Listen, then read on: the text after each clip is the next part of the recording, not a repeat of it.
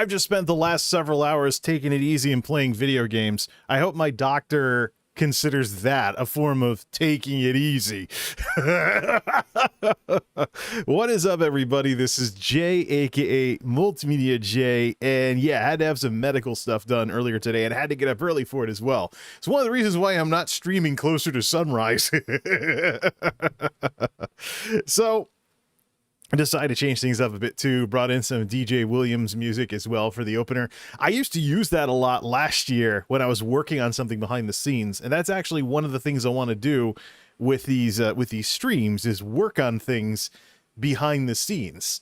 So work on stuff like production material, things along those lines. Somewhere along the line, though, enough material rolled over my way to make commentary worth doing. I mean, I used to have the radio style discussions and things like that, and I think that streaming is far more of a appropriate use for those kinds of things with regards to what the radio style series used to be about and stuff like that, especially with the challenge of speaking off the cuff like this.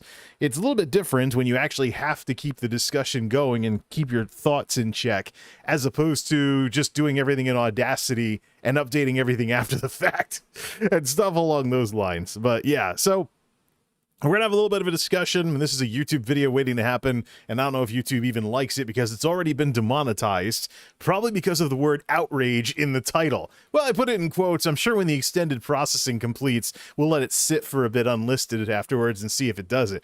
But YouTube, the thing, again, the ongoing problem with YouTube streaming is that demonetization with streams is years behind demonetization with videos. So if you remember the bad old days of 2017, 2018, where you could breathe wrong in your video to get demonetized, that's the YouTube streaming experience with their monetization system. And considering this work in progress we know as YouTube creator live control room, and how there's always things that some things don't work on this day, some things don't work on that day, it's very much a work in progress. As a matter of fact, let me check the Streamlabs blog too while I'm at it. Where are the numbers for Q2 2021? Streamlabs blog. Streamlabs' blog last updated on June 26th. June 26th, even though the most current entry is from July 20th, automatically convert Twitch clips to TikTok with cross-clip. Where is the Q2? Where's the Streamlabs Stream Hatchet Q2 2021 numbers? I'm not going to wait forever for these. I may just build a Power Query tool that somehow comes up with these numbers on my own instead of going off of what these companies are doing and what they used to release every quarter. We're way overdue for it. It's been well over 3 months. So I don't know what happened, or maybe they've decided to stop doing those. I know the Stream Hatchet, what used to be the preliminary report, isn't useful anymore to anybody doing any kind of analytics work because they don't actually have any data in there. They just have conclusions. The way the data, or they do have data, but it's structured in such a way that an analyst can't use it. So something like what I'm doing to keep an eye on the audience ratios of hours streamed versus hours watched is not doable with that Stream Hatchet report. So I don't know if maybe these companies have decided to go in a different direction, but I could always bust out Power Query and find a way to get those data sources going on my own. Or I could get a subscription to Statista. If you don't know what Statista is, it's a statistics. It's a statistics site that looks at statistics and things along those lines. So we'll have to see how we're going to move forward with all these quarterlies too, because keeping an eye on the development of YouTube and Facebook as competitors to Twitch has made for quite an interesting nerd hobby. But if I have to do more digging to get the numbers that I had before, so be it. It won't be any kind of challenge that I haven't tackled before or anything of that sort. Let's recap a few more things too before we get into our discussion about outrage culture. And beginning with, YouTube could have fooled me. They really could have. They could have fooled anybody, actually. So, YouTube Super Thanks is not actually out of beta. It's just gone from very restricted beta to only a select few amount, channels and stuff like that. It's only gone from kind of closed beta to open beta. So it's not really out of beta. I mean, what is it with YouTube keeping features in beta forever? I mean, is there ever going to be an actual official release for Super Thanks? That's the thing. Sure had me fooled. If a wide variety of channels are going to be allowed to join the Super Thanks program now, why wouldn't that be at least a release candidate? Why do things have to stay beta for this long? The applaud button was in beta for over a year. And so when it's this program that only a couple of channels have as it's tested out for a year, and then suddenly you see this big press release that this feature is now going to all kinds of different YouTube channels, you have to wonder about that. What is it with these features being beta forever? Are they ever going to actually be version 1.0 of any kind? And YouTube needs these features too. You can't exactly sing the praises of YouTube as a streaming platform if these features are always going to be in beta. So features that are required to close the functionality gap with Twitch are always beta. You can't have that. Things need to be done, version 1.0, and then be revised the normal way. So I don't know what the story is with that. But yeah, Super Thanks, not actually out of beta. Could have fooled anybody. It's actually technically beta, but it's more channels are actually getting in on the fun this time. Why would they have a formal release of the whole kind of celebrating like it's some kind of release, though, if it's just going to stay in beta even longer? That's what I don't understand. I just don't get it. But yeah, YouTube and the progress they make on their platform, the glacial nature of improvements to certain features that YouTube needs for feature parity with Twitch, that is one of the big reasons why Twitch is still what it is. I mean, how long have folks like myself or some other people gone around and said that YouTube's only a few updates away from having a very robust streaming platform? How long has this been a thing? How long? The answer is too long. Well, we'll see what these folks do with this kind of stuff. Let's crank up some. Do we have Streambeats Synthwave loaded in this thing?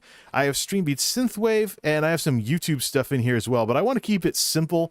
The problem I run into with Streambeats is that Streambeats is actually loudness ward.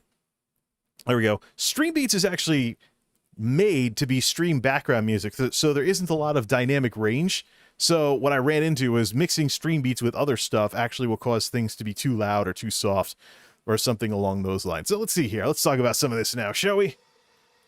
So what's the situation with the stuff from Stream's videos? Why did I make a video that consisted of just the main discussion last go round of my last stream? And the reason for that is pretty simple. In the long run, YouTube videos are better when they're topical in nature. So if somebody sees that I'm discussing the launch of Super Thanks, if somebody goes and if somebody wants to see my discussion on the launch of Super Thanks, and they go looking for it, or they dig around my channel for it, or whatever, is it really that good of a thing to get a stream replay with an hour of recap topics on lots of other things when they're looking specifically for what I have to say about Super Thanks? Of course not. Absolutely not. And so stuff from streams fills a niche. If there is good stuff in the streams, it gets to be its own video. The format of the stream is designed in such a way to make this sort of thing possible. So I know there's people on YouTube that are upset that I do anything at all besides tech videos, and I got to wonder about these people. Why would they have such narrow as heck interests? Why? You know, even the world of technology has evolved beyond just computers all the time. I know that there's a culture among computer folks who look at old computers the same way that motorheads look at old cars. But folks, stop being so narrow-minded. Stop being so narrow-minded. There's a lot more technology out there besides computers. And some of it, by the way, was inspired by computers as well. Like what we have for mobile today. Docking stations, all kinds of other stuff, cast to a screen. All of that was inspired by the idea that smartphones finally had enough horsepower to function as computing appliances. And let's not even get into things like thin clients, net tops, and the form factors of computers that would repulse a lot of people because they basically are appliances like Wise boxes and things like that. So, folks, the streams are here to stay. The stuff from streams is here to stay. If you don't like that, you need to look in the mirror. and ask yourself, how do I come across to others? What kind of person am I? Am I really into technology, or are my viewpoints so narrow that people are going to be able to make fun of me a couple of years down the road because I've already been in the arguments in my own family with whether or not desktop computers are still relevant? Look, one of the points of technology is that the world changes. And you don't want to be one of those people that's considered outdated because of it. Let me actually open up Mozilla Firefox and keep an eye on the stream, because Live Control Room is not giving me the information that I'm looking for here. Hold on a second. Give me another Firefox. Probably gonna open 2 of them now. I just want to go into YouTube Studio and keep an eye on the stream to look at the numbers, things along those lines. Let's see, let's go to live. See what we have for this. YouTube is not happy at all with me using Outrage in my title. That's pretty bad. Yeah, so let's see here. Well, Live Control Room's pretty broken right now, so I don't know what I'm going to do with that. Either way, let's talk about outrage culture. So the Blizzard thing. So this Blizzard thing. Didn't want to spend a lot of time on it because when this first broke, I didn't want to be lumped in with all these people making YouTube videos and streaming about it and going nuts on Twitter. Because I don't want to look like somebody who's trying to attach myself to this fiasco in order to get views. It's not a smart idea to do that. We just saw with the whole situation over on Twitch with Mikey Perk and his missing daughter that he's had some good streams since then, but by and large, if you look at his Sully Gnome, there was a spike when he was looking for his daughter, but some of the people, very, very few of the people have actually stuck around now that his daughter's been found. The problem is that even if the people don't stick around, the questions people can ask about your ethics will stick around as well. So if I look at, see here, it looks like he's finding ways to get concurrence. I don't know if he's doing collabs or anything, but if you look at Sully Gnome in the archives, the magic number is Sunday, the 27th of June. That's when he first announced the stream. And if you look at his concurrence before that, it was like 10, 20, 10, 20, and things like that. Jumped up to 700, then to 200, now 50, 40, 30, 40, 30, 20, 20, and then something happened on the 24th of July that got him back to 110, but back down to 30. So it's basically a fight to keep the viewers that he gained while he was looking for his daughter. So these kinds of things, and I've seen this before too with people that were on the Austin show, people that were on Love or Host and stuff like that. They'll enjoy a flash in the pan of growth and then it dies off. So the question you got to ask yourself as a content creator is this: is the jump in views worth it versus anything that could stick around after the crowd has moved on to the next big thing? That's the question you have to ask yourself. In the case of, for example, not keeping the search for his daughter, his missing daughter, on more geographical social media, and then instead going on Twitter, going on Twitch, etc. In the case of not leaving the search on more geographical and more focused social media, going on to Twitch calls into question the ethics of such a move. Because you got to ask, is this person doing it for views? And the minute you can do that, their motives are immediately questionable, even if they're good. It's what's called the appearance of impropriety, and corporate America is very obsessed with that because there's a lot of ethical issues that tie into that, some of which can lead to lawsuits. So there's some legal elements, HR type things along those lines. So the appearance of impropriety is a big thing, very important. And as a content creator, you have to ask yourself, what does this make me look like? If this was printed in the newspaper tomorrow that I did something like this, would it be a good thing or would it be a bad thing? That's why tonight I want to talk about why outrage culture and content creator don't mix, with reference to what's going on with Blizzardgate. I'm surprised more people aren't calling it Blizzardgate. It wasn't that long ago, or maybe I'm old, I don't know. A couple of years ago, people would refer to literally any scandal as something gate. Sometimes they may not have even known about the Watergate thing, the Watergate scandals in the 70s involving Nixon and whatnot, where the term comes from. But I was joking once upon a time about one of these days there's going to be a scandal about gates. And people are going to call it Gate. Or maybe Bill Gates would get in trouble. It'd be called Gatesgate or something like that. There's Gamergate as well. Yeah, I mean, Gamergate, we're talking like 2010s or so, early 2010s for a lot of that stuff. So maybe it is a dated reference nowadays. But I'm very surprised the whole overuse of putting gate on the everything here hasn't become a thing again with this Blizzard thing. Why is it not Blizzardgate? I mean, I could search YouTube and get a couple of videos, one of them being Asmongold's response to these. But let me fire up Chrome. Let me just type that in to regular Google. See if anybody's using it anywhere. Oh, okay. So there's a road in West Virginia called Blizzardgate Road, result number 1. Blizzard woes, Baldur's Gate goes live from October of 2020 with MMORPG.com on YouTube. That's a result for that. Yeah, Blizzardgate private limited home on Facebook. There's a company called Blizzardgate that provides IT solutions. See, and then of course you get a lot of real estate on the road called Blizzardgate Road in West Virginia. Then of course you get a complaint from 2020 with people complaining about time-gated stuff in World of Warcraft. So finally a WoW-related thing from the EU forums. But I'm very, very surprised that this term isn't being used more, because it is a big Blizzard scandal. It's probably the biggest Blizzard scandal that has ever existed. So, I mean, and this isn't some twit-longer that came out of nowhere that got the internet all ticked off. You're talking about a 2-year investigation by the state of California before pressing the charges that have been pressed or filing the lawsuit that has been filed. But what's interesting about this is that if you know anything about corporate America, then you would know to grab the popcorn, because there's going to be a lot of things people do about all this, and we're seeing it happen right now. So here's the issue. Here's the issue with joining the Outrage bandwagon on Twitter about this. First off, personal crusading on social media is just going to make you look like a hothead. It's not going to actually help the situation any. One person isn't going to change a case that the state of California spent 2 years putting together.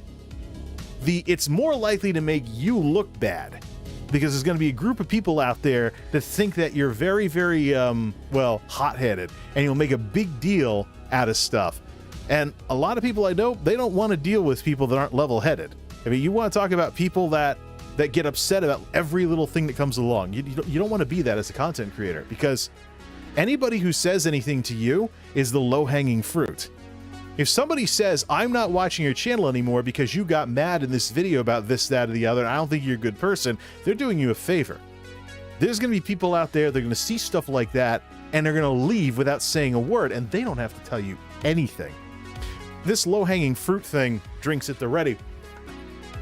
This low-hanging fruit thing applies to a lot of other things as well. In the workforce, for example, people are taught not to burn bridges. So if you have an employee, for example, who is upset about something that's not getting resolved, they may give you this flowery story about how some wonderful opportunity came along, when in reality they're leaving because they're sick of dealing with your crap. You know? And maybe it shows up behind the scenes on some dark corner of Twitter somewhere, some kind of trying to hide it on social media, that sort of thing. Maybe it goes there or something along those lines. Maybe you get something like that. But by and large, you know, people often don't tell the truth. It's what's called pretexts. People don't often tell the truth about why they're leaving something, like what you're doing as a content creator or what Blizzard's doing with video games, something along those lines. Because people can get upset about stuff quietly and then just walk out. Nobody has to make a big scene out of anything. Nobody even has to tell you why they're doing what they're doing. Just take the money and go, so to speak, in the case of your WoW sub and stuff along those lines.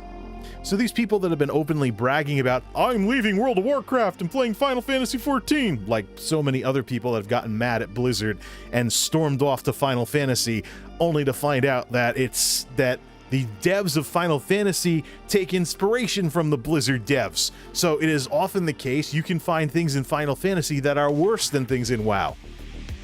But don't try telling that to a lot of people on the internet who are bound and determined to see none of the flaws in the game they so blindly support, and see all of the flaws in the game they so blindly oppose.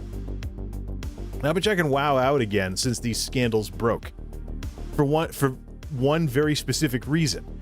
I expect the game to be very chill, very relaxed, and a lot quieter than it usually is because of all the people that have stormed away.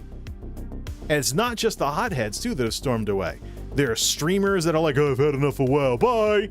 So any catch-up that you want to do at World of Warcraft, this is the time to do it. So, yeah, I explained this in details last go-around, but Blizzard isn't profiting off of me by me coming back after many months of not playing the game, just to check out a quieter World of Warcraft with less drama.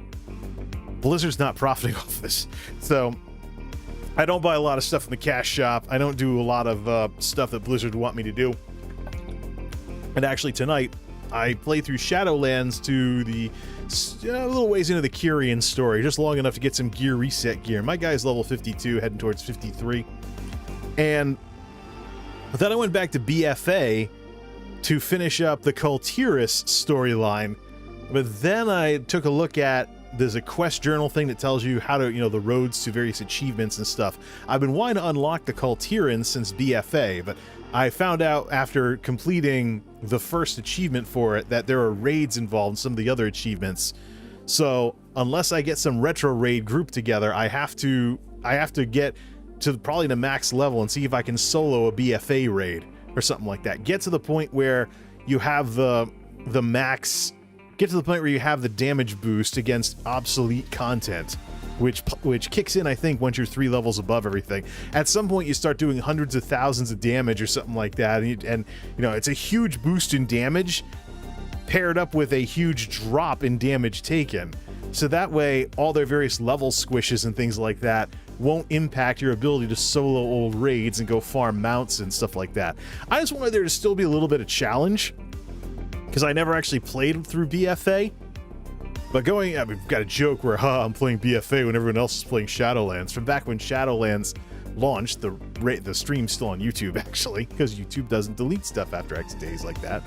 But, so yeah, World of Warcraft right now, World of Warcraft is a game where you catch up on it, but Blizzard's not making money off of me. So, I boosted my character in BCC and cloned him, but I'm actually thinking of doing a backlog raid, as it's called. I'm going to go through stuff that I've been wanting to play in the video game backlog that I have.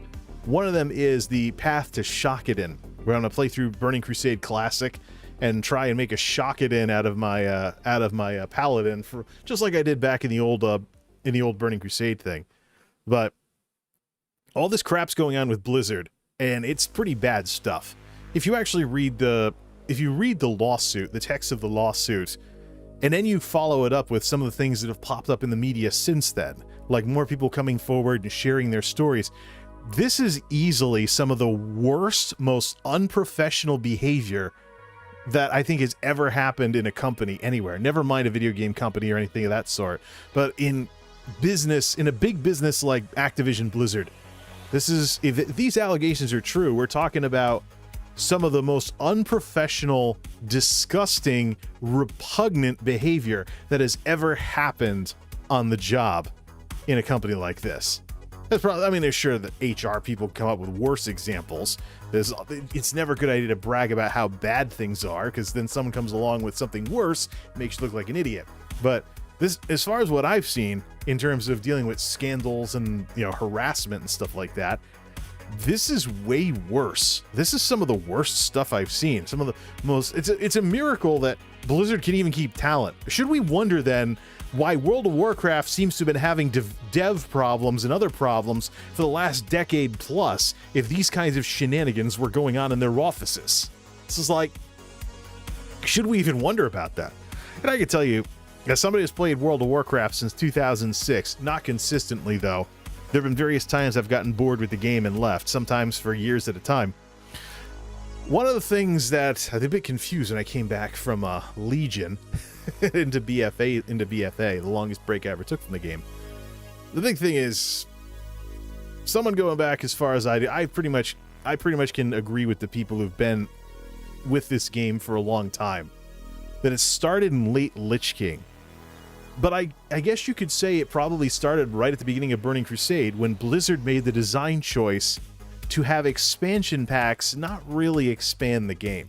And you know what I'm talking about. If you watched, those of you that played Burning Crusade, and saw what happened to the old world afterwards. That's why I don't agree with Mad Season and the video that Mad Season did talking about Burning Crusade Classic and how, you know, people just buy boosts and nobody's in the old world. Well, you know what? Not a lot of people were in the old world in Burning Crusade either, unless they're leveling Blood Elves or Draenei. It's the phenomenon that's gone on with Blizzard pretty much from Burning Crusade onwards. Blizzard has never really been able to release an expansion pack that actually expands the world. The closest they came to that was Shadowlands, but then they screwed up the design with Chromie Time so that you can't toggle it back on after you pass level 49. So essentially, what World of Warcraft is today, and I said this in some radio-style discussions back when Shadowlands was in development, what World of Warcraft is today is 2 games. You have 1 through 49, then you have 50 to 60. So if you don't want to lose large chunks of the game that will scale with your level, if you want to play through old stories and stuff, you will freeze your level at level 49. So you don't start getting world. I think you will get some world quests for some of the older expansions, but if you do that, you want to freeze your level at 49 and stay in Chromie Time forever. I'm waiting for Blizzard to finally come up with the bright idea to patch that in so that talking to Chromie after level 49 is basically Time Walker mode. They've had the technology with Time Walking dungeons for a long time now. When are they gonna actually put 2 and 2 together on this one? Especially when other games like Elder Scrolls Online and Guild Wars 2 and even Star Wars The Old Republic have this figured out. Star Wars The Old Republic. You get down leveled if you go back to a previous planet, so that way there can always be some element of challenge instead of boring yourself one-shotting everything. Guild Wars 2, same thing. ESO, much like Oblivion and Skyrim, and Morrowind I think did this too, the world scales with you as you level up, so you're never stomping all over everything except maybe really, really late in the game. I know Morrowind wasn't balanced very well. But Oblivion and Skyrim, the thing I ran into with Oblivion and Skyrim is that when the bandits beating you up in the forest all have Daedric armor, it's kind of weird. So ESO gets it ESO does it very well though. So you level up to 50 and then you start the champion point system to get some perks and stuff after level 50. But by and large, you largely have the world scaling with you. So all ZeniMax has to do to tweak the difficulty of the entire game is make the mobs a little harder across the board. If they want to make it a little harder, they just, get it to where everything scales to where it's more of an issue if you, say, get an ad while fighting an outdoor mob or something. WoW Classic did that really well in its early days. It kind of gets back to the sense of danger in a big wide world, especially when you're low level. So, and the thing with ESO too is since everybody has some type of heal, or everybody can equip a resto staff, or everybody can throw on heavy armor and be something resembling a tank, if you need to toughen up or be able to heal yourself, no matter what class you play, because the classes in that game are basically templates, no matter what class you play, you still have that going on. That's still in play there. But yeah, WoW is 2 games. 1 through 49 and 50 to 60. So, in a sense, you're kind of encouraged to create copy alts nowadays. I'm thinking of doing that for my guy. Give him a slightly different name and stop him at level 49. So that way, I have like same build, same look, same character, but I have 1 character for Chromie Time and 1 character for Shadowlands. And then, you can have up to 50 characters on a WoW account, so I can basically duplicate characters all I want. So, there's all kind of, you can have them all on one server, too. WoW is very generous when it comes to alts. If you want to be a full-blown altaholic, you have a lot of options with World of Warcraft. But, yeah, it's 2 different games. The thing is, World of Warcraft has had a problem with hubris and arrogance from the devs to the players for a long time. I can't say I'm surprised by these allegations, knowing what I've seen from WoW over the years, with the way Blizzard has treated players. If they were disrespectful to players, what's to say that there wasn't disrespect going on in the office? I don't think it's that far-fetched. So, in terms of the topic, let's talk about outrage culture here.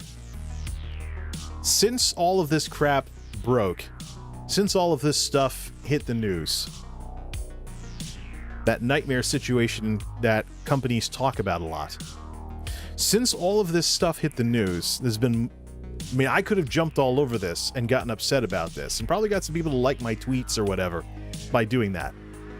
But the way that drama on the internet works is people get upset about something. It's like someone flipping a switch. 1 minute the drama's turned on, everybody's going nuts about it, and then it gets turned off, and nothing you say gets it going again. It's like they moved on to the next big thing to get upset about. So I could have jumped on this, started a whole bunch of arguments on Twitter, but all that would have done in the long run is make me look like a hothead who can't handle bad stuff happening in life. It's really too bad. These are very serious issues involved in all of this and what these people went through. But knowing people on the internet the way I do, people are going to completely stop giving a darn about this sooner than we think. And it's going to take work to get them to even bring it up again because they'll move on to the next big thing. Isn't that the sort of thing, too, that politicians bring up when they run for office? They make a big deal out of some major election issue, and then they have to tell the voters, they say, look, keep giving a darn about this so we can make it happen. Keep giving a darn. Don't let it get back to business as usual. But sadly, people do. And it's pretty sad that we had all these terrible things happen to all these women at Blizzard and whatnot. And the way the internet is, people are going to go from all fired up about it to maybe someone will still be talking about it. Because that's the way people are. It's kind of sad, really. And so, what are the long-lasting effects of me jumping on all this? Well, I would have looked like an idiot if I made a video about this earlier. Because some things have developed since then. Besides the initial outrage, it got everyone all ticked off on the internet. Now we're hearing that men were being sexually harassed as well. So that's the thing, you know, you learn about this type of stuff in corporate America. It's not always the same this person to that person type stuff. Anybody can do it to anybody.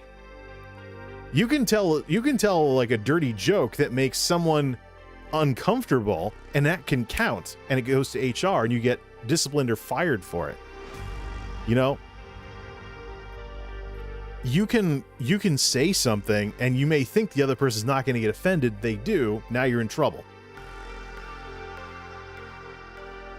What also is probably in play here, and this is something people probably aren't going to talk about because they're probably ordered not to.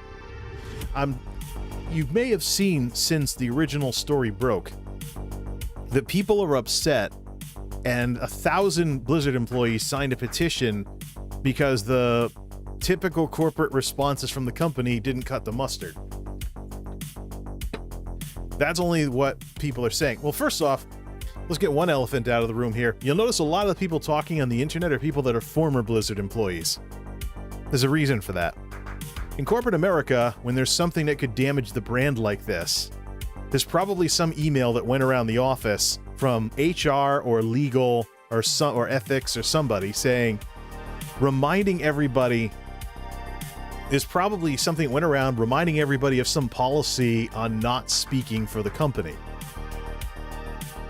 It's one of the easiest ways to get fired from a company is to speak on behalf of the company when you're not authorized to do so. And so when you have, and I've been through this before in my jobs as well, when you have some kind of high-profile embarrassment like this, the way it works is there'll be some email that goes around, some memo or whatever, reminding you of a policy and basically don't talk to the media and direct all media inquiries to such and such PR person who's formally allowed to do that kind of stuff.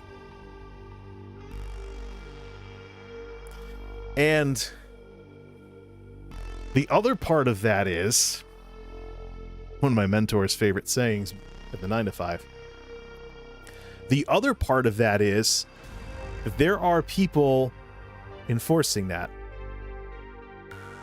Somebody, I mean, it only takes, IT letting someone see what emails an associate is sending for you to see what's going on. There's often some kind of disclaimer in the policies regarding computer usage and stuff saying no expectation of privacy.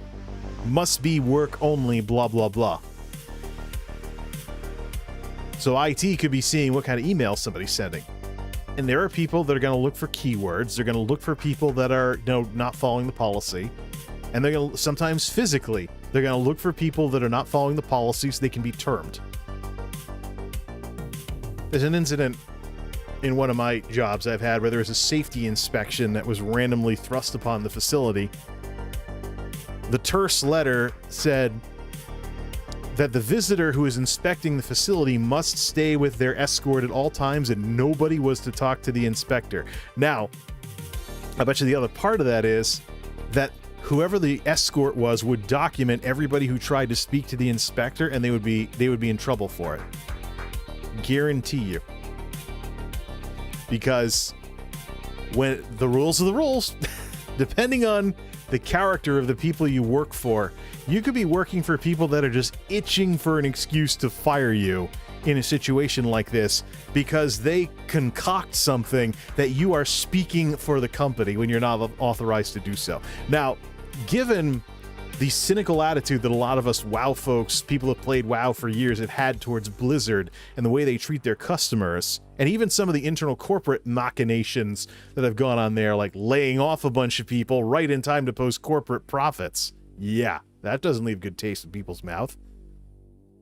Or how about the influence showdown between Activision employees and Blizzard employees that people have been rumbling about for years? Yeah. It depends on the character of who you're working for, how much of this nonsense is going on. But it would not surprise me at all to learn that something like this might have happened at Blizzard.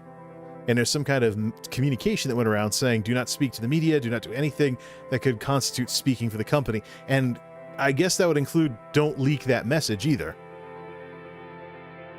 But there's a reason why a lot of the people chiming in on this are former employees. So, external folks would have to be served a cease and desist of some sort, or something along those lines. By and large, if you're in charge of a large company, the most control you have is over the folks under your roof. But since then, I mean, I could have jumped... Now, let's talk about what's happened since that whole thing happened. If I had jumped on the Outrage bandwagon and went chasing after views and viewers, if I had done this sort of crap, I would have made my videos or had my Outrage streams or whatever, and I would have said what I said, thinking I'd said it all, and then I would have found out afterwards about the other people coming forward, the letter, the things people are saying, the things commentators are saying, etc. So as the story develops, now you basically, don't burn all the rocket fuel at once, so to speak, if you're talking like spaceships and stuff. So you don't want to go wild and crazy and then have... You don't want to go wild and crazy and then have something else happen. And now you just went on that big tirade earlier and, oh wait, there's another part of the story that just broke. Now you have to know what? Do you want to keep making updates every single day? People tire of that stuff pretty quickly, quicker than you think. We just got done talking about how people, it's like flipping a switch in terms of outrage. So people will be mad about it one day, and then it'll take effort to get people to even start talking about it later. Unless they're the kind of person that's always getting upset about the same old things over and over again. Those people exist too. But fundamentally, this is why I say what I say about outrage culture and why content creators shouldn't get involved in it. Because outrage culture is always going to be a flash in the pan. You can chase viewers and whatnot, but what's more likely to be a long-lasting effect of that is you look bad. You look like someone who's not level-headed. You look like someone who supports the wrong stuff. You may even look like somebody who's on the wrong side of a situation where someone else was hurt. Like some of the stuff we can read about in these allegations. So you can make yourself look incredibly bad in many, many ways by getting involved in something like this instead of seeing what happens. And I can tell you, with my background in corporate America, there is no way we don't see something happen. Those of us who want things to get better at Blizzard, there's no way that something doesn't happen as a result of all this. It's just too big. And the sad part is there's hotheads on Twitter that are already doing what ifs and stuff There are hotheads on Twitter that are already doing what ifs about, whoa, Blizzard's going to get away with it. They're going to get off with a slap on the wrist. No, they won't. This is the state of California we're talking about. They were investigating this for 2 years, not some like random twitlonger out of nowhere. All right, why don't we cut the music and say some incredibly important things about situations like this and how you conduct yourself as a human being. Number one, this is huge. Listen up. Ready? Do not get mad about stuff that's just happening anyways, as though everything that's just happening anyways is some kind of personal insult, because it's not. Stuff happens in this world. Not all of it good. Some of it's going to happen to you. If you get upset about it like everything bad that happens to you is a personal insult, you're going to make yourself miserable, and you're going to work yourself up about stuff you don't need to get worked up about. Not everything that happens is something that happens because of you, just because it happens to you. It's correlation causation. So don't get upset about stuff that's just happening anyways. And I forgot what the other one was. But that one will actually suffice for something like this. But yeah, so you can get upset about stuff like this, and even if you're right, the most it will do to you if you bring this up is make you look bad. Because have you ever taken a look at the level-headedness and the ability to stay focused of some of the largest creators out there, even larger Twitch streamers, which we know, because of the different sizes of the platforms, are eclipsed by larger YouTubers? I talk about the AVGN a lot as a great example of this. All the activity he has, all the brand power he's built for himself, with how big his persona is, he's been notably absent from drama, including drama that he could have used to try and make his channel bigger. And I think that's because James knows whatever. James knows I've had a very long day, including some medical stuff earlier in the day, so I'm a little out of it. James knows how this works, I think. When people like you because of something you do, and people like you because stay focused on that thing you do, and don't let yourself be thrown off by every little thing. And I think, all right, let's talk about the other thing now. This is something I've learned from some of the business books I've read over the years. One of the best things you can do for yourself is be mature enough to stay focused on what matters, instead of always being thrown off by every little thing that comes your way. This applies in business. This applies in sports. This applies in all kinds of stuff. You should never, ever, ever undervalue human beings' ability to psych themselves up. That's what I wanted to say earlier, too. So we'll add a third one to this list. It's not worth getting upset most of the time at stuff that isn't happening yet. You know how many times people create self-fulfilling prophecies for themselves because they're upset about something that hasn't happened or hasn't happened yet? But the way they work themselves up, whether at work, on the internet, on their YouTube channel, etc., the way they work themselves up makes them screw something up.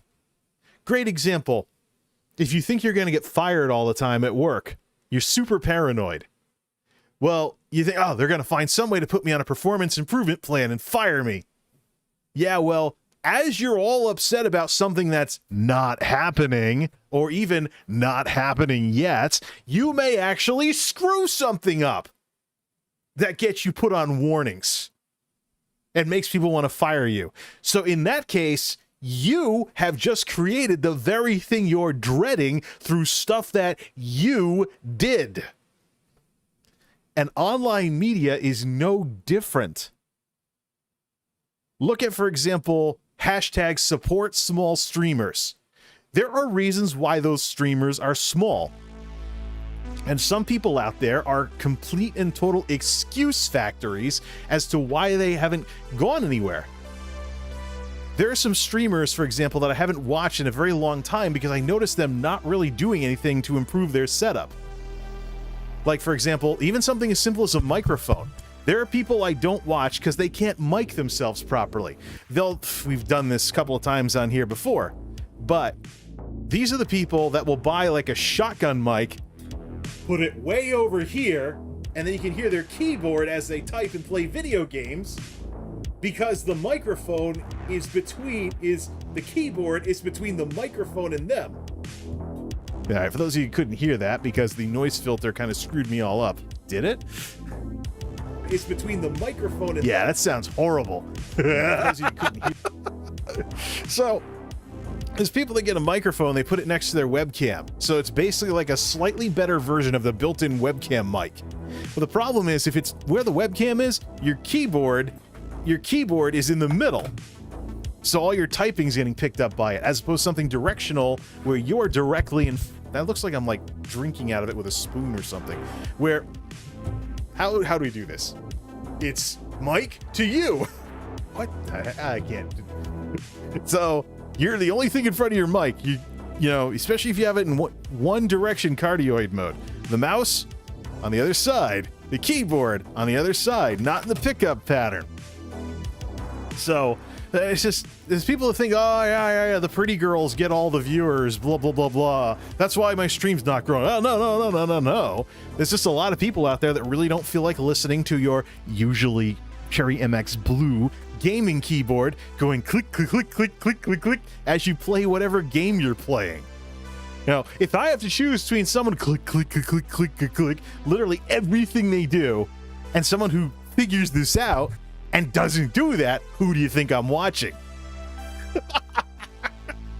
Who do you think I'm watching?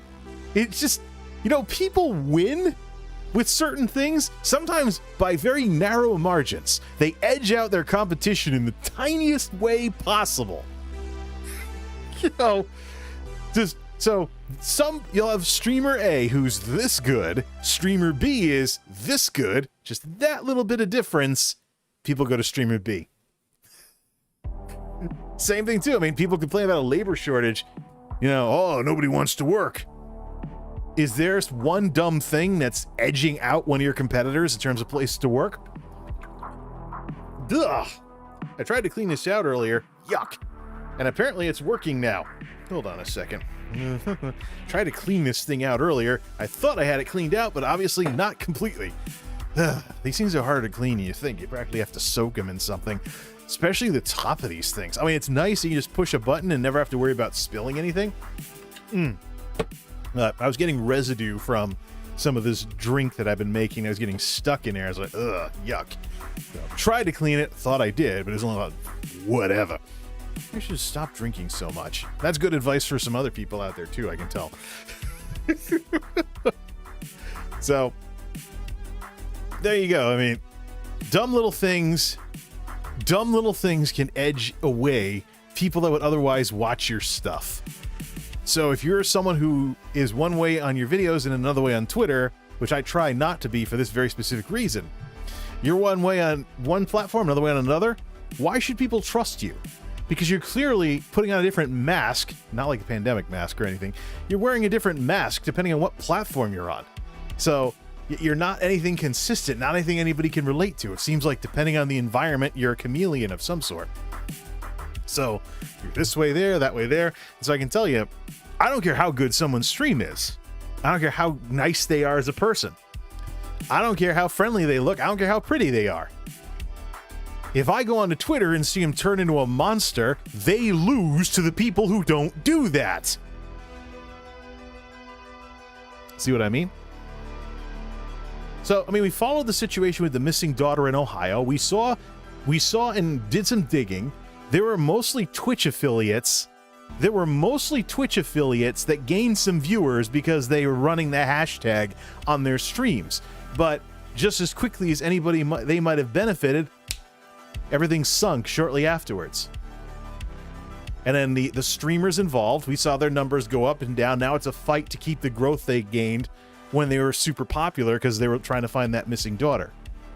So whatever you may get from a stunt that you pull to get some views is probably going to be temporary. What matters when you do something like that is what is going to stick around after all those people leave. Is it going to be questions to your credibility? Are people going to think you're something you're not? Are people going to think you get worked up about stuff more than you should? Very serious stuff to think about. So, it's trendy to be angry at Blizzard right now. Very trendy. And these are some pretty terrible allegations. Probably some of the most unprofessional behavior I've read about in one of these things. This happened in a workplace? The sad part is most of the people who might have overseen some of this are gone now. But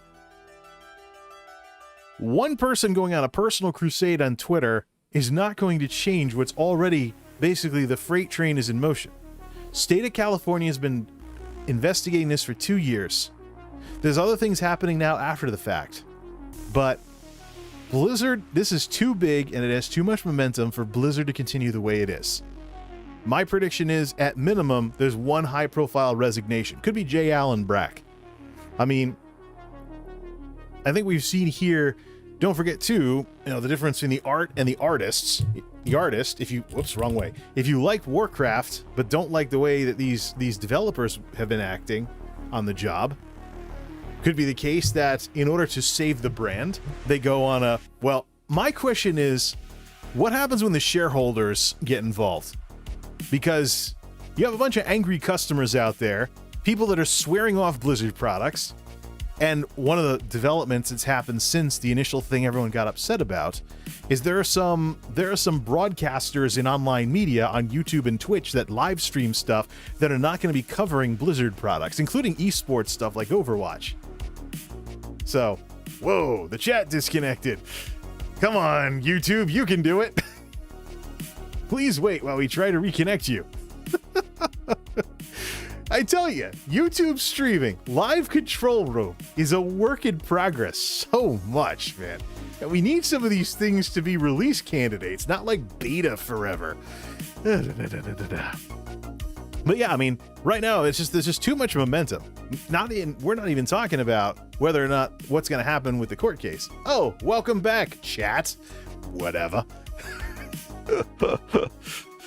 Thank you, YouTube, for getting your stuff working again. But yeah, so I mean, you've got broadcasters don't want to cover Blizzard products. You have streamers barreling off to Final Fantasy.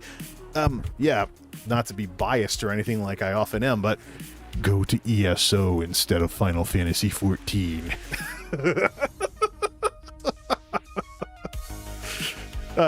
It's just too big. This thing is too big and there's too much momentum for something not to happen. So these people on Twitter that are like, Blizzard's gonna get away with a slap on the wrist, they will not. They're not. There's too much of it going. There's too much stuff going on. It's going to affect them negatively in some way. There's a reason why companies are so fanatical about defending their brands. Because brands can take damage and brands can actually die. It's one of the reasons why I'm not a big fan of this talk about streamers and personal branding with streamers. Because if you learn about branding, you learn how important it is in business. And you think about what this actually means. Old school RuneScape. Yeah, that's also a thing too. There's never been a RuneScape guy. I could say Star Wars The Old Republic for the cinematic storytelling too, because it is kind of cool if you're into Star Wars. But talk EVE Online too if you want to talk sci-fi. But this whole thing too is that there's too much momentum. Way too much momentum.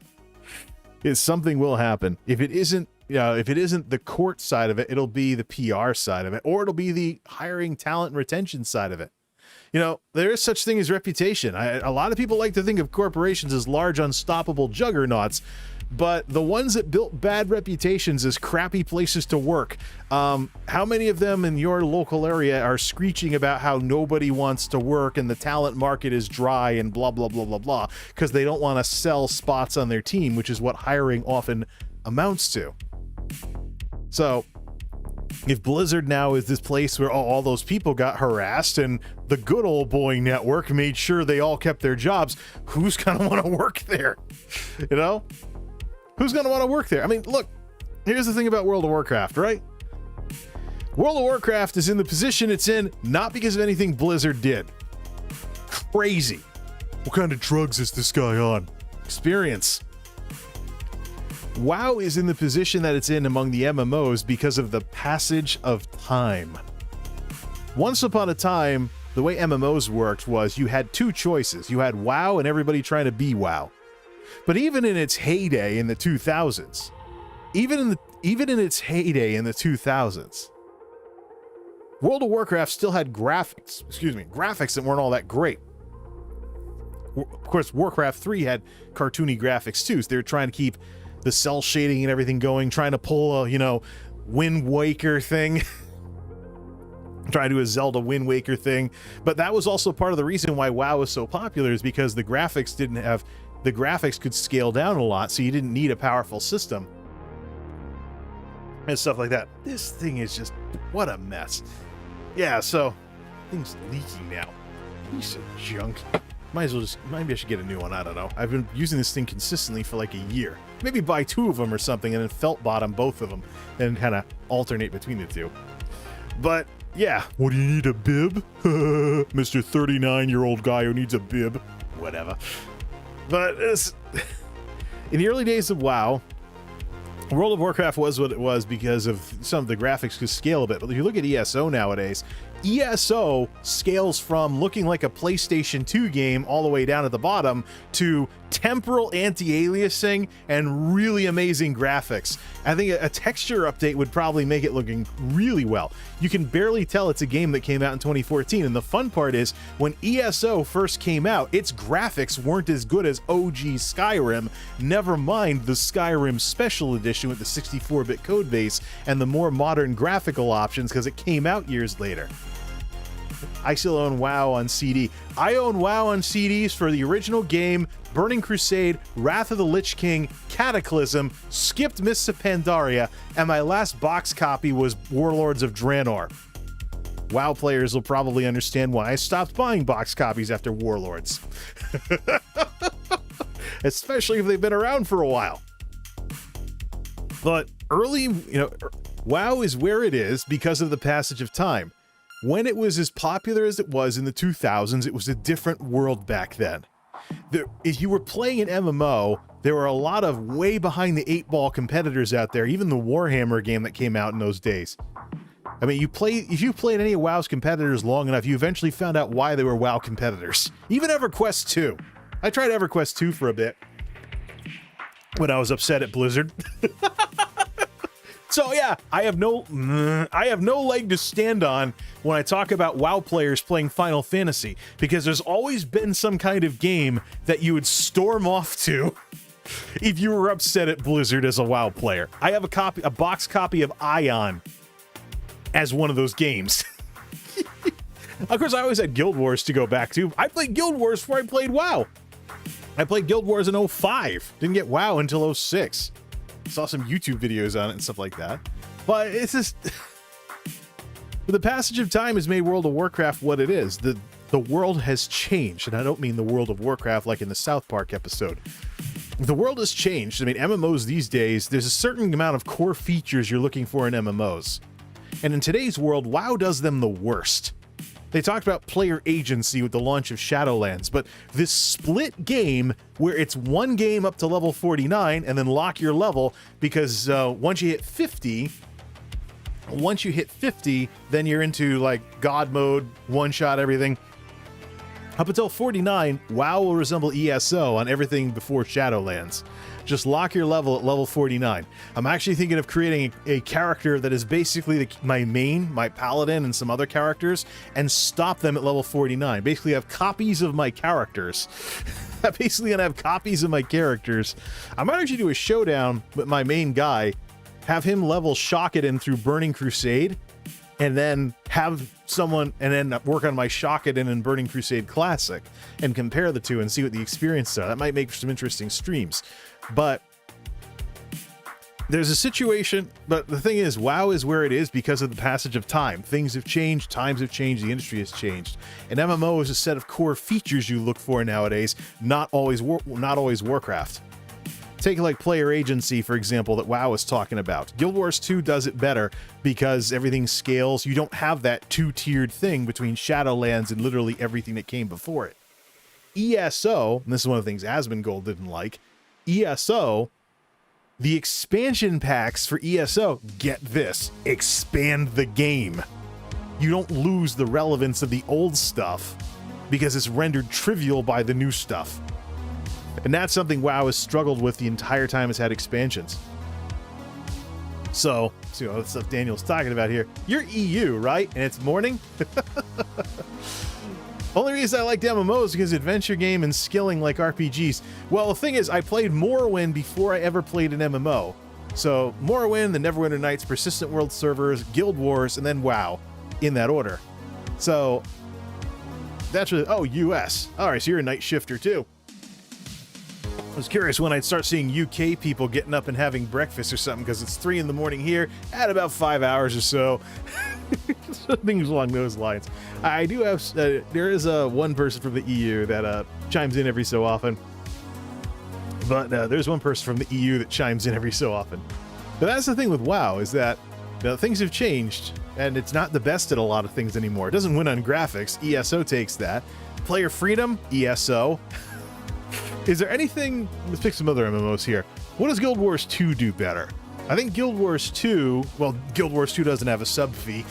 They just have to fix their technical issues with still running off of DirectX 9. There's a beta DirectX 11 support coming out for Guild Wars that hopefully fixes their frame rate issues, because Guild Wars 2 is the one MMO that I can't get to run at 1080-60, even on a machine like what I have, because of the limitations of the engine. Deus Ex, the original release in 1999, had this problem too, before hardware started cheeseballing it. Just and some patches came out. But yeah, so let's see. The games I play: World of Warcraft, Elder Scrolls Online, Final Fantasy. What about Final Fantasy? Well, Final Fantasy is good at being a theme park for Final Fantasy, of course. They have a really good soundtrack and stuff like that. And the idea of, having one character playing all the character classes in the game, kind of, not needing alts or anything, that's actually that's unique to that game, of course, even if it is contrived at points. Like when I was wondering how they'd put Dark Knights in because swords were already used by paladins. Yeah, just do two-handed swords. Deus Ex on CD, but I prefer the GOG edition. Isn't that how it goes nowadays? I've rebought a couple of old CD-ROM games on GOG. But one of my computer projects that I've had planned for a while now, if I can actually feel better and not have all this medical stuff keep coming up every so often, that actually will make use of my CD games again. No spoilers. Yeah. World has changed. The MMO world. The world has changed. The MMO world has changed. And quite frankly, we are in the position that we are in. WoW is in the position that it's in because of the changing world here. Blizzard's screw-ups only accelerated what was already going to happen. And let's not forget the psychology side of it. You can never go back to those days when you were a naive idiot that couldn't play an MMO and WoW was your first game. That's what I think a lot of people were disappointed by with Classic. Is that, number one, there were a couple of changes here and there, but you just can't go back to being the person that can't clear Molten Core in 45 minutes. So, you just can't go back. You have to derive value and entertainment from whatever you're playing now. You can't always be trying to chase after the past. We might have to cut the music again for this, because this is another big one. This is another big thing that people shouldn't do. Let's do this one more time, since we're cutting the music every time we say something super important. Do not ever try to fix the past through the present. That's something... Fixing the past through the present is what power is like.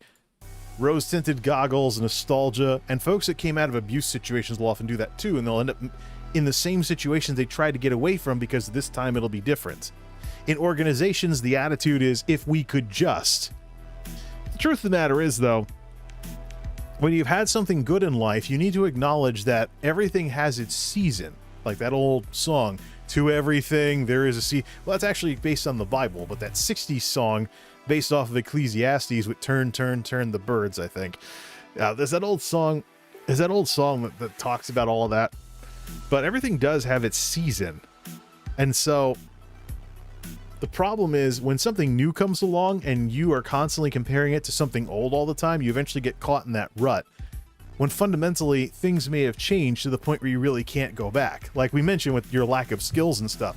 So one of the things I remember from my early days in WoW in 06, I would start the game up and I really liked how the crickets sounded in Elwyn Forest at night because they sounded just like the crickets in the woods I grew up in.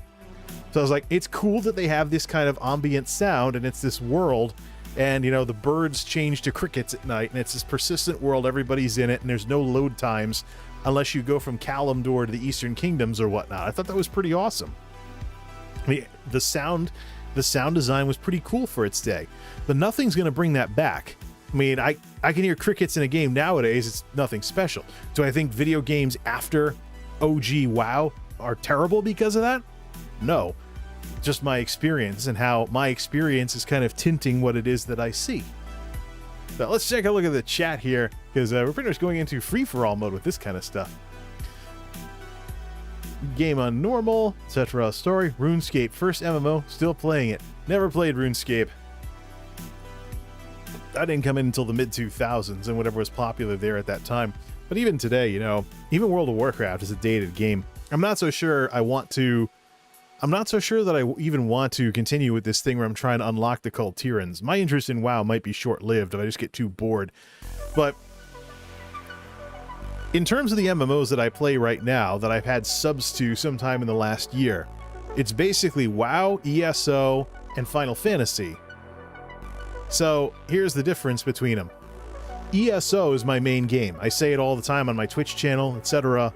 ESO is my main game. I've been subbed to that for years, no break, because you get crowns from the crown store at a discounted rate every month. So if you take a break from the game, keep the sub going, and be able to go on a shopping spree when you get back from the crown store. That's how my character got his castle. I took a break from the game to play Guild Wars 2 for a while, kept the sub going, came back, ton of crowns, bought a castle. So Final Fantasy and World of Warcraft are both games I will just catch up on the story in, because I really don't have any friends still playing either of those games. And furthermore, there's the dynamics of the MMO Trinity and stuff like that. It's not as well fleshed out in ESO and Guild Wars 2 as it is in Final Fantasy and World of Warcraft. And I mentioned this in the last game stream that I did, where I screwed up and had this on screen for 20 minutes. I didn't notice that my mouse had gone outside the game and I accidentally clicked OBS. So, So, so anyways, yeah, I should probably play these games in full screen when I stream them, so that my mouse pointer is locked to my main screen, unless I hit Alt, unless I hit the Windows key or something, and then, so it's not as goofy as it used to be running games in full screen and having OBS on a screen too somewhere. I could go to a two computer setup too and use screen 2 on the other computer. Delosaurus Rex with no graphics card would probably be good for that, as it only draws 20 watts off of the integrated graphics. But Final Fantasy and World of Warcraft are games that I will only play the basics. I'll only catch up on the story. I don't really have any guilds or friends or do any online stuff. And I don't know if I want to get involved in that environment as much as I'd get involved in ESO, because ESO has more options available for players. One of the problems I've run into with the MMO Trinity is it gives people an excuse to finger point their teammates. So here I was the other night running Final Fantasy Heavensward dungeon.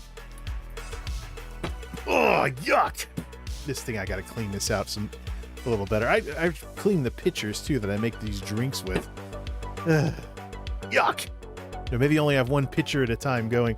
I gotta toss them anyways, 5S that. I have two pitchers that are slightly different brands, so the lids are not interchangeable, so one of them gets stuck if I screw it up. They got a couple of years on them though. I think it's time to get some new ones because they're plastic. So next time I go to Walmart or something, whatever. I think one came from Walmart and one came from Family Dollar. That's the problem, or Dollar General. But so those are the games Final Fantasy and WoW are the games I'll just play through the story on. I never played VFA, so I want to get my money's worth and go through that story. Might have a character that I lock at level 49 to do that, but and have it actually be a challenge. Final Fantasy, I have had Shadowbringers since it came out, and I haven't even gotten to it yet. I'm at the part in the main story quest where you have to do the drowned city of Scala, and considering the experience I had in my first dungeon in Final Fantasy after coming back, I'm not in a rush. I don't know if I even want to continue at this point, because here's what happened. You talk about the MMO Trinity causing individuals... You talk about the MMO Trinity causing individuals to finger point each other. So here's how it works. Anson Pan's DPS kept not letting the tank. The tank died once and quit the group. Crybaby DPS yelled at me because the tank died because he stood in the wrong place. I was healer, so I was like, okay, I'm out of here. So it just reminded me of WoW players. I've seen so much screaming in dungeons, PvP, because I was playing World of Warcraft when people were still emo kids. So kind of biased in that respect in terms of people being toxic in video games. But whenever I watch, an Overwatch drama video, I just chuckle because Overwatch picked up where WoW left off. The stuff that makes Overwatch infamous in terms of toxic behavior, it was happening in WoW before Overwatch even existed. So it's just the thing, People can't just relax and realize it's not a, it's a game. It's a game. You can't min-max everything. Just like you can't min-max everything in real life either. Like when you go to the supermarket and there's that one idiot that's taking forever at the checkout line. You're like, I could have been out of here by now. Why are you writing a check? You have 3 credit cards. What the heck's oh, you're using food stamps this month? What the heck? You're paying with like 5 different payment methods. It's going to take you 5 minutes just for the cashier to... Yeah, you want to say that. But in reality, all you're mad at is that, their situation's different than yours. So it's not like, say, the jokes about little old lady, getting exact change because they're retired and they have nothing better to do. Yeah, I can't min-max. Well, that's the thing. Min-maxing makes intellectual sense. It does not make real-world sense. Like talking about, for example, not wasting the time of 25 other players in a raid. Well, what if you have a crappy ISP or your ISP decides it's going to be crappy right around the time you're trying to raid a big progression boss? Or maybe you don't have control over the internet that you have and you're stuck on Wi-Fi or something. You can't get a wired connection because someone won't let you do it or whatever. Just there's always variables, things along those lines. And that's one of the reasons why raiding shouldn't be that big of a deal in these games. There needs to be other ways you can progress besides raiding. So, or you don't know the best way to level. Yeah, Let me tell you a little something about that, Dan. Let me tell you something about not knowing the best way to level. My OG WoW character, the Paladin, the main character I have to this day, I got all of his attributes up to 200 in the original game, thinking I'd have use for them all. Strength 200, agility 200, stamina 200, intellect 200, spirit 200. I balanced out the stats and got 200 in everything as a holy paladin. And I thought I was cool. The things you learn in decades of playing RPGs. Of course, people can't do that nowadays because Blizzard nerfed the heck out of their games so that all that matters is strength, intellect, stamina, whatever your primary stat is. But yeah, back in vanilla, I got all the greens to crank all of my, because there were little tooltips that told you what everything was good at. So the little tooltips that told you what all the stats did. So you're like, oh, I want a little of everything then because they all do something.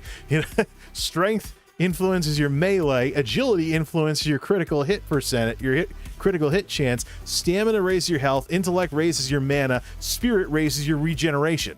Matter of fact, in vanilla, there were warriors that kept a bunch of spirit gear to speed up their, that they macro over and swap into to speed up, eating and drinking their stats back. So, don't know the best way to level. It's like, well, 99th engineering, 120 skill, but you get the cape of the perk. Game was built back when max levels were 99. Yeah, I never played RuneScape, so I'm not too familiar with that. But yeah, we've totally gone off into a complete and total tangent. Outrage culture and content creators don't mix. For the Johnny-come-lately stopping by, Welcome to one of the weaknesses of streams. You can get past the part you were talking about. The idea here is that just to refresh everything, if you're upset about everything that's going on with Blizzard, the best thing to do is grab the popcorn, because stuff is going to happen. There's way too much momentum with the state of California's case and all the impacts from a business perspective. Freaking out about it on the internet, though, has more of a chance to make you look bad, because the longest lasting consequences of this are going to be whatever people think of you as a result of if you look like a hothead on the internet. So the odds are that you will make yourself look like a hothead on the internet a lot faster than you will actually do something about these problems that, as some rando on the internet, you can't affect anyways. Or if you do, by making other people mad, it's in a little tiny, minuscule way. Not worth it compared to keeping your head on straight in the midst of all of this. So, give it a few more minutes on the discussions here. I think we've gone in total free-for-all mode with the chat and everything. So that's really it. I mean, outrage culture, do you really want to spend your whole life getting mad at stuff? Because people screw up. People screw up, people do bad things. There's bad people in this world too. You're going to be disappointed by people. You know how many times prior to this whole mess, there have been issues with the art versus the artist? When I was growing up, there were a lot of people that really liked Michael Jackson. Then he had the problems he had. But do you automatically instantly hate his music because of the way he was as a person? How about, and then of course there are other musical things too, where you may have liked some song or something, then you found out that the people that wrote it were total jackasses. How about Right Said Fred, the I'm Too Sexy song? I'm too sexy for my shirt, blah blah blah blah blah. Then you find out they're anti-vaxxers. How about Eric Clapton? Eric Clapton, who doesn't want to perform in venues where people ask if they've got a COVID vaccine. You may like his songs, but you may not agree with him personally on that matter. Outrage culture, I got over it like early 20s. Isn't that how it goes, though? You need when you get some life experience, it helps keep your head on straight. But until you get it, you think that everyone who's older than you is they're dumb. So, my incredibly level-headed manager, who is about as old as my dad, my mentor in the 9 to 5, he was known for being incredibly level-headed and being able to stay focused. Yeah, off the wall, that's the more disco-y type stuff. I didn't hear that on the radio when I was growing up because it was too late for that stuff, but I heard about it afterwards, and I was like, hey, he did some disco-y type sounding stuff. This isn't all that bad. It makes me wonder why more people don't do music like this, until I found out about folks like Bruno Mars and some of the other folks who do that kind of stuff nowadays. People that were blatantly inspired by him and things like that. So there's some really cool tracks out there too. Some of them sound very similar too, but the idea of the person versus the work of art is that's the thing. I mean, the relationships that you have with people are not going to be all cut and dry. Eventually you're going to have to say, yeah, the good and the bad are a package deal. It would have been great if this person wasn't like this, for example, to all those women in the office at Blizzard. But they made some good games, but on the flip side, they're pretty terrible people. Happens in literature too. There's been some famous authors that were outed as being pretty terrible towards others. It's the sort of thing where one thing that people... Stop the music. Another major important thing. One thing that people are very, very good at is making things unnecessarily complicated. Boy, isn't that the truth. You wish people would keep it simple, stupid, hence the phrase, and yet they don't. And you can't for the life of yourself figure out why. So, I mean... right. So, I mean, why is it that some of the people responsible for the Warcraft franchise had to turn out to, be accused of being such terrible people? Why is it that after decades of Bill Cosby having some pretty cool family-friendly humor, he turned out to be one of the most unfamily-friendly folks with the stuff he was accused of? I mean, when I was a kid, the Cosby Show was still a thing. Bill Cosby was doing Jell-O commercials. I even heard some of his stand-up routines from when he was really, really young, when I got into online streaming music services and stuff, and I put on the Comedy Channel. It's also how I was introduced to Jimmy Fallon, by the way. Jimmy Fallon routines, Bill Cosby routines, Larry the Cable Guy. Now, a lot of comedians that would show up on the comedy channel. It's probably on Pandora nowadays, but you go back to something like launch.com or something like that. But it's just when someone's outed as not being what you thought they were, it really is a big hurdle to address and that sort of thing. And I don't think the way to address it with the Blizzard side of things, though, is to storm away from their stuff forever, because if it gets bad enough, you're talking about an intellectual property being sold off. People talk, oh, maybe Morheim's new company, Dreamhaven, should buy up the Blizzard IPs or something. But I mean, if it takes a lot of turnover and some big people being told, if it comes out in the court case, these people did all this nasty stuff, it says, look, it came out in the court case, you did all this nasty stuff, it's time for you to go. And we see a whole new team of people taking over the game, taking over the Warcraft IP.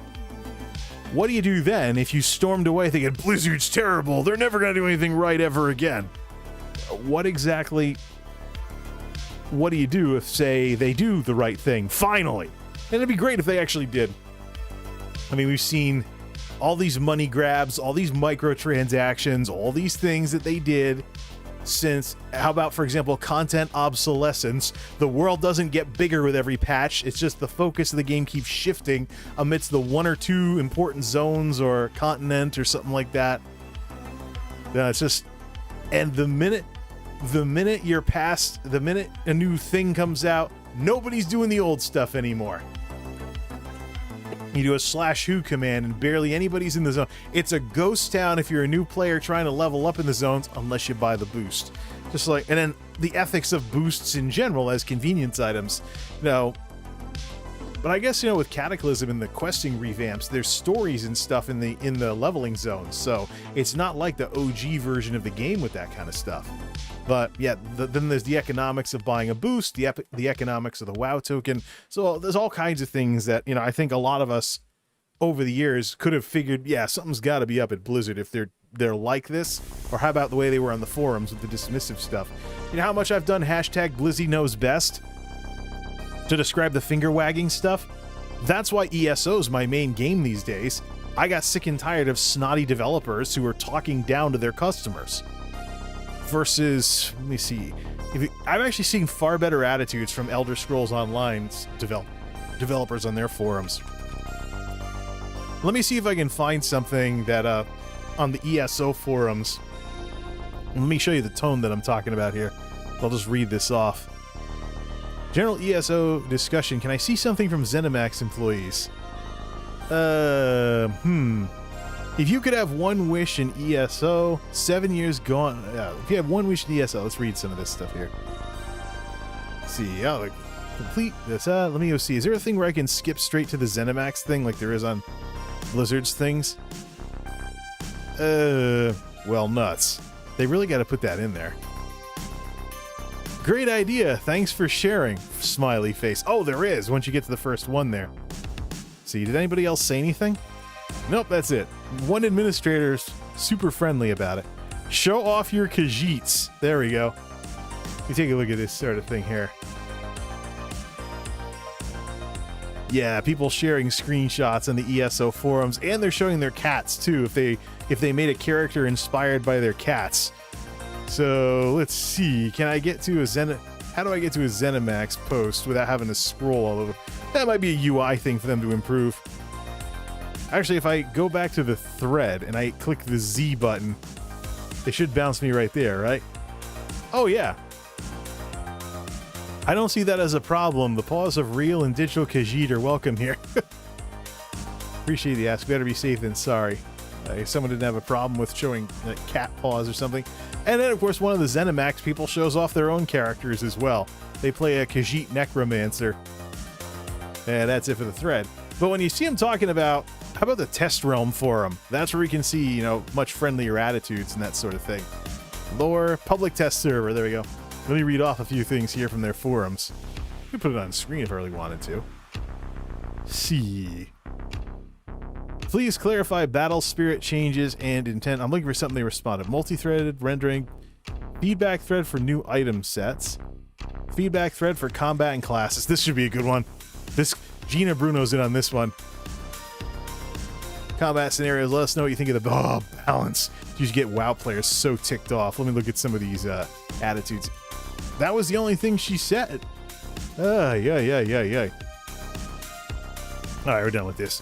When you see them talking about, for example, explaining the rationale of certain class changes they put into ESO, you don't see the kind of finger-wagging, they're your replacement parents type attitudes that we might have seen from some of the blues over the years. Like, yeah, we're taking flying away, or we're doing this, or we're doing stuff like this and whatnot. The things that have caused the WoW forums to erupt into all kinds of drama. And one of the things, too, with business and stuff like that, let me just go to worldofwarcraft.com here, is that the leadership often models the behavior for associates, customers, etc.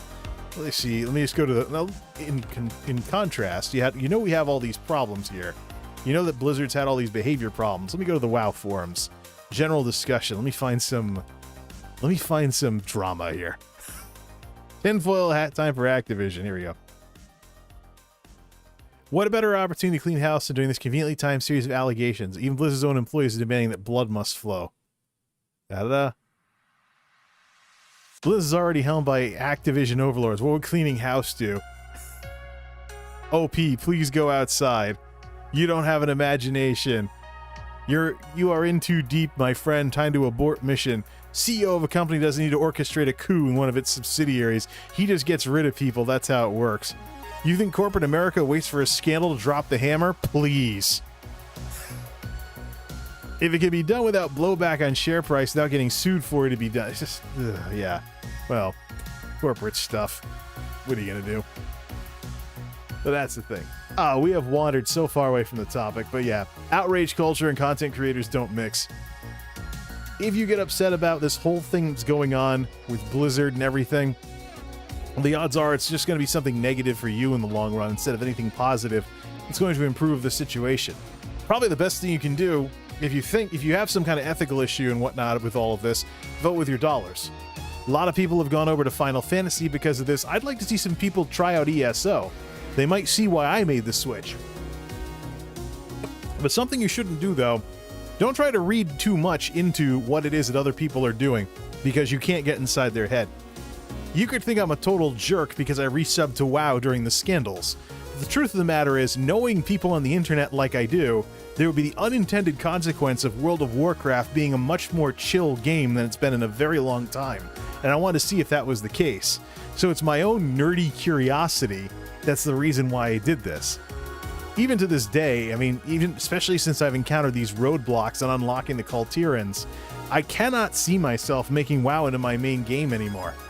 Even if it's because of things like the graphics not being too up to snuff. I noticed the difference going from ESO back to WoW. But another thing too, from a non-technical perspective, another notable difference here also is the people as well. You know how many times I've run a dungeon in ESO and the dungeon wiped and people were actually cordial about it and like, let's try this again. As opposed to one wipe, the tank quits, the DPS is yelling at you, you suck as a healer, blah, blah, blah. You know how many times Guild Wars 2 and ESO have surprised me with how I swore there'd be toxicity, but there wasn't. There's actually, hey, how can we do better? What can you do better? And this is one of the things with Final Fantasy, too. I would actually love to see Final Fantasy put a feature in the game that allows you to group with all new players. Because it'd be nice to be able to run the duty finder and stuff with everybody who's new to the game or coming back to the game, but I'd love to run with all new people. I really love to run with a party full of all new folks, because if you get a bunch of raiders or whatnot, people that have the dungeon down ice cold and you don't, that immediately creates friction because you don't have the dungeon memorized yet. I'm actually nervous about doing dungeons in Final Fantasy because I wonder if I'll run into one of these groups, and if I'm like not waiting forever for a DPS queue, then as a tank or a healer, one little misstep, you suck, the run's taking too long, I didn't come in here, I want my whatever thing of the day that I'm grinding, and how about, for example, if you don't know the story of the dungeon and you're actually watching the cinematics? Yeah. It's intimidating, and the sad part about Final Fantasy, design shortcoming by the way, is the main story quest, like WoW back in the good old days, I don't know, like WoW back in the day, requires you to run dungeons in order to progress through MSQ. So at some point and this is one of the reasons why I like that whole thing where bring in the story characters to run your dungeons in Shadowlands, Shadowbringers, darn Year of the Shadows with these expansions and whatnot. It's like in 2012 when every MMO out there had a huge dragon, but Final Fantasy, yeah, it's like I would love to just run with, even if it was slower, run with AI and stuff so I could actually experience the story instead of skip the cinematic, come on, I want to get this done. Come on, I'm grinding this. Oh, you're a new player. This is going to be a slow run. You better know what you're doing. What? We wiped? I quit. Seen it before too. It's just Final Fantasy. I've seen more drama in Final Fantasy than WoW most days. But with the exodus that's going on right now because of all the scandals at Blizzard, I think FF's going to get worse. Wow, can barely talk. Interesting how I just kind of plummeted in that respect. Yeah. But I see that from WoW groups too, but it depended on the difficulty of the dungeon. There's a time like in, say, there's a time in Wrath of the Lich King when heroics were super easy once you got some friends. So, and then people made them hard in Cataclysm, and people like, and stuff like that. Then they nerfed healers because they wanted healers to actually run out of mana if people were taking too much avoidable damage. But good luck telling a DPS what avoidable damage was when they just been nuking everything in the prior expansion. Good luck. It's one of the side effects of the MMO Trinity. Now, in contrast, in ESO, you get a nervous healer that doesn't know what they're doing yet. Go into your skills, find the class heal that you have and equip it. Or set your second weapon to a restoration staff so you just hit a button to change weapons and heal yourself or others. Even if you're not spec'd for Magicka as your spec. The bottom line is you have the freedom to do that. Part of that is you have the player freedom to do that. And that's a great way, like if some idiot cheeses the tank queue and comes in with DPS gear and is squishy as all heck, throw on some heavy armor. If he doesn't want to tank, then you will. You know, and then learn ways to heal and tank at the same time at the lower difficulty levels. Can't do that in Final Fantasy, can't do that in WoW. And it's because of this trinity. Tank, healer, DPS. And in Guild Wars, it was tank, heal, nuke. Because so many people back in the early days of Guild Wars were DPSing with elementalists. Before the AI was set up in order that monsters would run out of AoE, and people complained all over the place when this happened. People would make an elementalist and they'd spam Firestorm or Meteor Shower all the time. Firestorm, Firestorm, Firestorm. Well, they want to stun the enemies. Meteor Shower, Meteor Shower, Meteor Shower. There was nothing to DPSing in Guild Wars except rolling an elementalist and just flooding everything in AoE until the monsters were upgraded to be smart enough to run out of it. Then, of course, everyone, we start seeing Mesmers and Rangers. Rangers used to get made fun of. What'd you roll a Ranger for? What do you think you're going to do as a Ranger?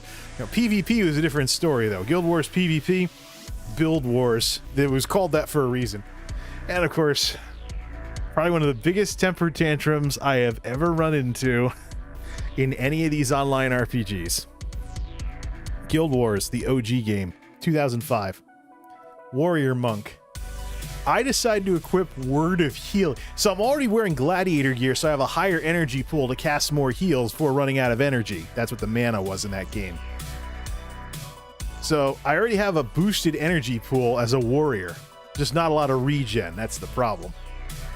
So I set Word of Healing as my elite skill. I go in, start beating up the enemy, take damage, cast Word of Healing. My teammates are all immediately, what the? A Word of Healing warrior? You fail. Just die already. A chimpanzee could play your class better than you. Learn to play, idiot. Probably the most toxic PvP group I've ever had in any any game was when I showed up. I'm tempted to do that again just to see if people still get mad about it 15 years later. Show up with a word of healing warrior, like suck on purpose. Don't do like a ranked match or something. Go in unranked random queues, things like that, with word of healing. If you don't know, well, for those of you who don't know about Guild Wars, if you spect as a monk, well, no, as a warrior, you would have a healing signet, which wouldn't use your energy, but would have a timed cooldown. The catch with the free heal was that it cut your armor in half. So, as you're using your healing signet, if you didn't get interrupted, it would cut your armor in half or something like that. If you secondary classed as a monk, you got Orison of Healing, which was something you cast with your energy. Generic single target heal spell. Throw it on yourself or whatever. Word of Healing would double the heal if you were below 50% health or something like that. So it was a big burst heal that you could throw on yourself until at least they knocked your health down again and you ran out of energy. If you had a necromancer in the party that was serving as a battery, they could do like sacrifice health to boost everyone's energy. That's what it was called, like Ritual of Blood, I think was the name of it. So you would sacrifice 1,000 health or something, and everybody would get like 4 tick regeneration, stuff like that. So you could get away with it sort of then, but then the casters would have like 8 for their energy regen, and you as a warrior would have like 4 or something. It's just, but yeah, Word of Healing Warrior. Actually, let me type that into Google and see if anything still pings for it.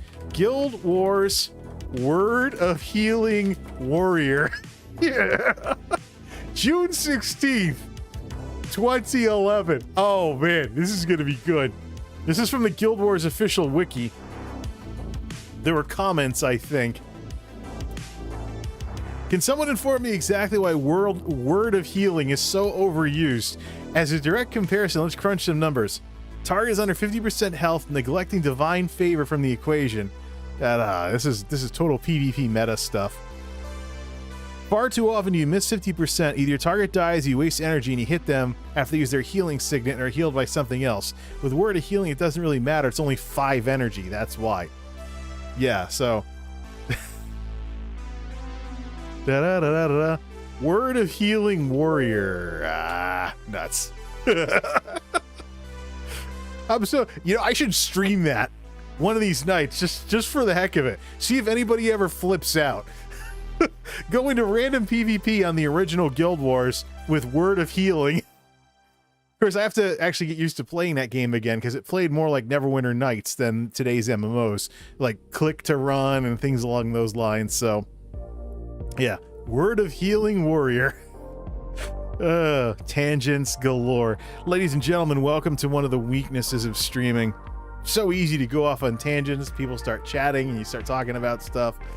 Well, I believe Elder Scrolls has ranged games, etc. Yeah, well, ESO, everyone can equip a bow or a destruction staff or a restoration staff. And the fun part is the base stats of the characters have been improved so that if you are a mage, for example, you can actually grab a sword and start hitting things and do like medium damage instead of barely any damage. You'll never be as good as the people that spec for stamina, but certain buffs that improve your ability allow you to equip things like two-handed swords and stuff. And two-handed swords have a bonus to your spell damage and healing. So if you're going to be like a paladin or something, that's why my guy is a two-hander. Dual wielding got this perk too, but the dual wielding perk isn't as powerful as the two-handed perk. So if you want to be a rogue that heals people with 2 daggers and stuff like that, I think maybe the stamina heals like vigor and stuff like that would work really well with that. So, or play as a warden, do like a ranger with dual wielding daggers and stuff, and use the mushroom heal that runs off your stamina. Yeah. The things that are in RPGs these days, ladies and gentlemen. All right. So the medical thing that I had earlier today had me getting up earlier. So I'm actually going to go to sleep earlier as a result of that. I got to quiet down a bit and get some rest, because that's what the doctor told me to do tonight. And then here I am streaming. Of course, I did get a lot of rest while goofing around in MMOs for several hours tonight. But I think I should probably honor my doctor's wishes here and not be like sitting at attention, you know, getting all exuberant for any longer than absolutely necessary. But yeah, so let's go over the topic one more time for the people showing up at the very last minute. I'm surprised people don't use Blizzardgate more often to describe the current scandals with Blizzard, but the outrage culture that you see on Twitter, if you're a content creator, it's probably going to do more harm than good. The best thing to do, even if you think you're right and you know you're right, grab the popcorn, because something will happen. Blizzard will have to do an about face. This thing is too big. It has way too much momentum. There's a lot of ways in which Blizzard will have problems because of this. So you have the court side of it, you have the damages, you have the money they would have to pay out or whatnot as a result of the court case. But even without anything on the legal side of it, you have the brand damage. What people think of Blizzard products. Do people want to buy Blizzard products because of this crap that happened at the company? Especially if they think that the response wasn't adequate enough. You also have the shareholders. If the money drops, they're not getting a return on their investment. They get upset at the board gets upset at the CEO. Things can happen. And then, of course, there's the talent thing. So, wow, okay. How do you think World of Warcraft's going to get good talent if people are skittish about working there because their reputation as a workplace is dashed against the rocks? So the bottom line is, you can appear to do nothing, and much like when you're when you have an issue with a narcissist and you give them the impression that they won so they stop bothering you, you can look like you're doing nothing but really just be grabbing the popcorn because you know something's going to happen. And then smile a bit when you see, you know, justice served or whatnot. But getting upset and getting involved in the current rage tweeting scene about Blizzard, which you don't forget, Twitter is a very searchable platform. Put in the right keywords and you'll see how people flipping their lids about all kinds of stuff on Twitter. So you will not be able to hide your rant. You will not be able to hide that you're flipping your lid on the internet. And Twitter is rolling out algorithms too, so when you uncork, so to speak, and say Blizzard's the worst company ever, and you rant and rave and get all upset, and then tell people to go to your Twitch stream afterwards,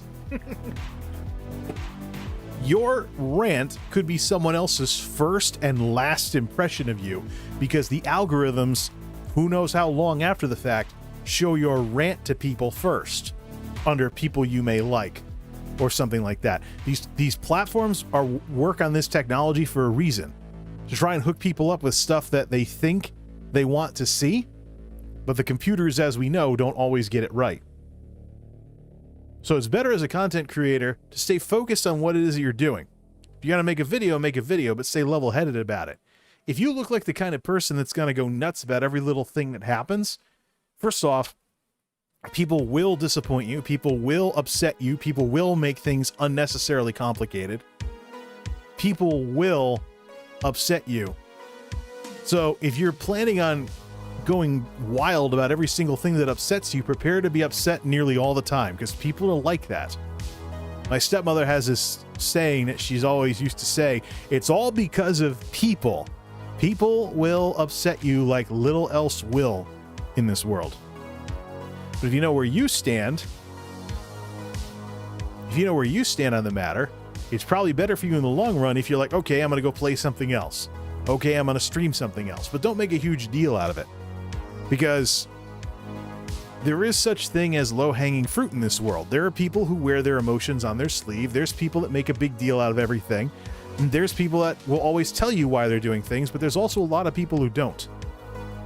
So if you come across as somebody who can't keep their head on straight, and you get upset, and absurdly so, at everything that comes along, there are people that are going to make up their minds not to have anything more to do with you because of that. They may not be antagonistic, they may not take the other side in the debate, they may not at all be what you think they are in terms of them not 100% believing the same stuff you do.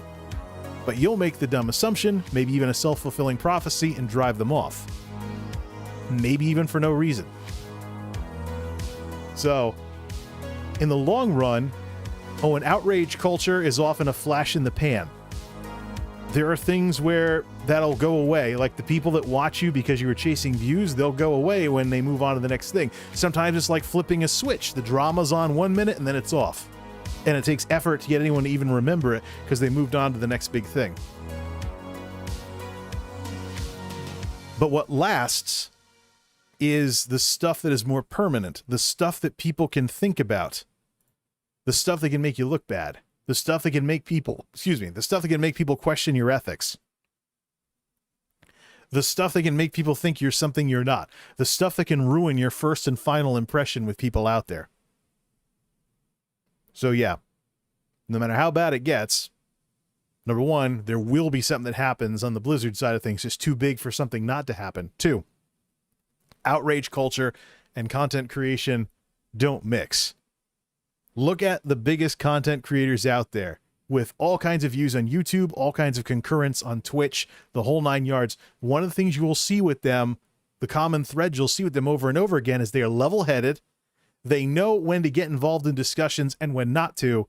And most importantly, they don't grind their channels to a halt over the tiniest little things.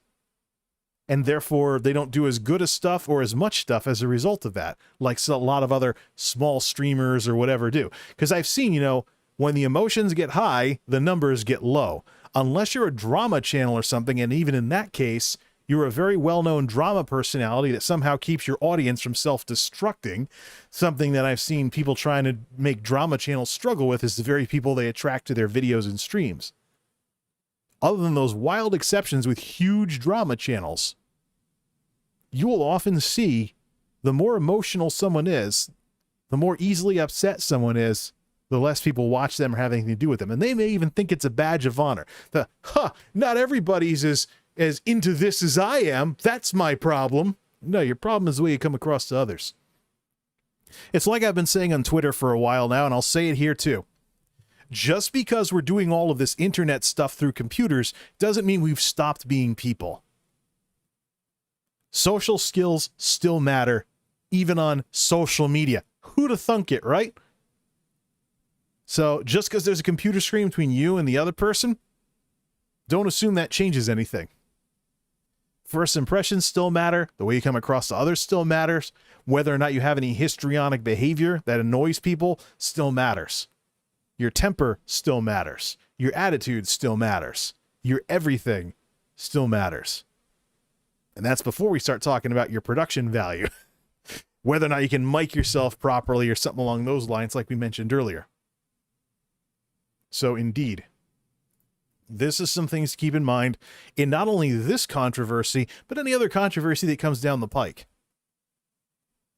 And if you have a situation where everyone gets mad on day one, then some new developments come out on day two, you don't want to be one of those people that has to scramble and risk boring your audience with lots of follow-up videos because you keep having to just jump the gun and be the first to talk about something. So, I hope things get cleared up at Blizzard. But I don't know if I should really hope that. I should ask myself, how are things going to get cleared up at Blizzard? Because I think that's the only real question there is there. The IP, Warcraft, is in big trouble otherwise. So, assuming there's logic somewhere in that bunch that oversees all of this, I'm sure that something will happen, and it will be to the general public's satisfaction. Because otherwise, we're looking at very serious brand damage to everyone and everything involved.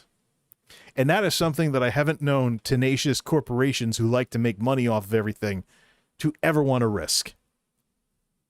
Take care of yourself and each other. I believe Jerry Springer had it right on that one, big time. Till next time, this is MultimediaJay signing off. Thanks for stopping by.